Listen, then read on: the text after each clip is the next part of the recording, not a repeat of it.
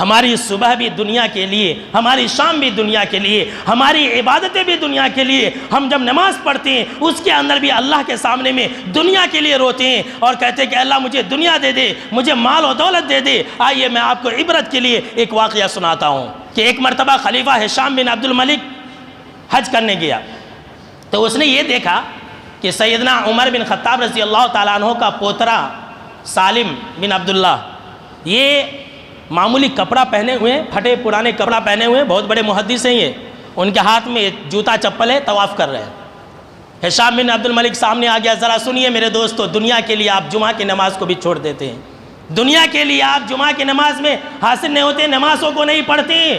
ذرا سنیے یہ واقعہ. ہشام بن عبد الملک سامنے آ گیا، آڑے آ گیا اور کہا کہ حضور، چونکہ معلوم تھا کتنے بڑے محدث ہیں، سلنی حاجتن، کچھ مانگیے مجھ سے، میں بادشاہ ہوں، آپ مجھ سے کچھ سوال کیجئے، میں آپ کو دے دوں گا. حضرت سالم نے کہا، حضرت عمر بن خطاب رضی اللہ تعالیٰ عنہ کے پوترے نے کہا کہ انی لا استحی من اللہ ان اسأل فی بیتی غیرہ، کہ دیکھو بادشاہ، مجھے اللہ کے گھر میں کسی اور سے مانگتے ہوئے شرم آ رہی ہے. اللہ اکبر. خانہ کعبہ کے اندر ہیں، یہاں سے ہم اور آپ عمرہ اور حج کرنے جاتے ہیں تو خانہ کعبہ کے غلاف پکڑ کے کہتے ہیں اللہ مجھے مالدار بنا دے، مجھے کروڑ پتی بنا دے، مجھے جائیداد دلا دے. دیکھیے بادشاہ کہہ رہا ہے کہ آپ مجھ سے کچھ مانگیے.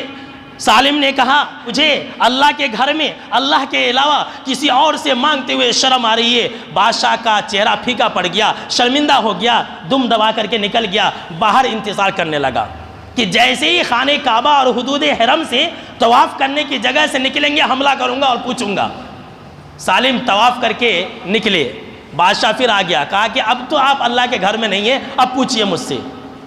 سالم رحمۃ اللہ علیہ نے کہا کہ من حوائج دنیا اب من حوائج الآخرہ، کیا آپ کیا کہنا چاہتے ہیں کہ میں آپ سے دنیاوی ضرورتوں کا سوال کروں یا آخرت کے بارے میں سوال کروں؟ ہائے ہائے کیسے لوگ تھے. کہا کہ میں آپ سے دنیا کے بارے میں مانگوں یا پھر آخرت کے بارے میں مانگوں؟ تو بادشاہ نے کہا کہ میں آخرت کی ضرورتوں کو تو پوری نہیں کر سکتا، ہاں دنیا کی جو آپ کی ضرورت ہے اس کو پوری کر سکتا ہوں. تب حضرت سالم رحمۃ اللہ علیہ نے کہا کہ اے بادشاہ آپ کتنے بڑے نادان ہیں، ذرا سنیے. انہوں نے کہا کہ اللہ کی قسم میں نے اللہ کے گھر میں اس سے بھی دنیا نہیں مانگی جس کی دنیا ہے. فَكَيْفَ أَسْأَلُهَا مَن لَّا يَمْلِكُهَا، تو میں اس سے دنیا کیسے مانگ سکتا ہوں جس کے پاس کوئی اختیار ہی نہیں ہے. اللہ اکبر.